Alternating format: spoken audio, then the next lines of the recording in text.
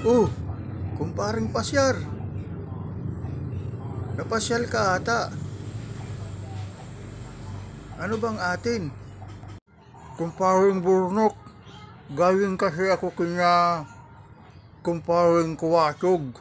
Bakit?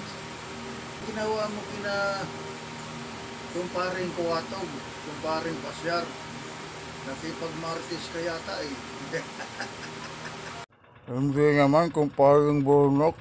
Nabalitaan ko kasi na may problema siya eh. Pumunta ko sa'yo eh. Baka sakaling matulungan natin siya. Bakit kumparing pasyar? Ano bang problema ni kumparing kuwatog? Nanganak kasi yung misis niya, kumparing burnok. Namumroblema siya kung saan niya kukunin yung pambayad sa ospital. Wala naman daw siyang ipon. Problema talaga yun pare. Sana habang hindi pa lumalaki yun tiyan ng misis niya, nag-iipon na siya pa kaunti-kaunti.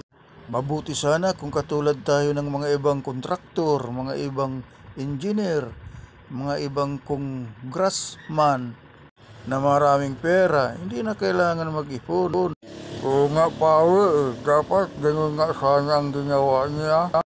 Hayaan mo kumparing pasyar, tutulungan natin ang kumparing kuwatog natin. Sino bang magtutulungan kundi tayo lang? Oo nga kumparing burnok, ganun na lang ang gawin natin. Kaso may problema uli. Bakit kumparing pasyar? Ano na naman ba ang problema ni kumparing kuwatog?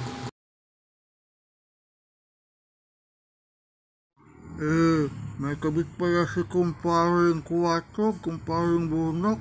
Dinala sa ospital kagabi ng mga kapitbahay kasi manganganak din. Ang problema si kumparing kuwatog inatake sa puso, heart attack. Bakit kumparing pasyar? Problema ba uli sa pangbayad sa ospital kaya siya inatake sa puso?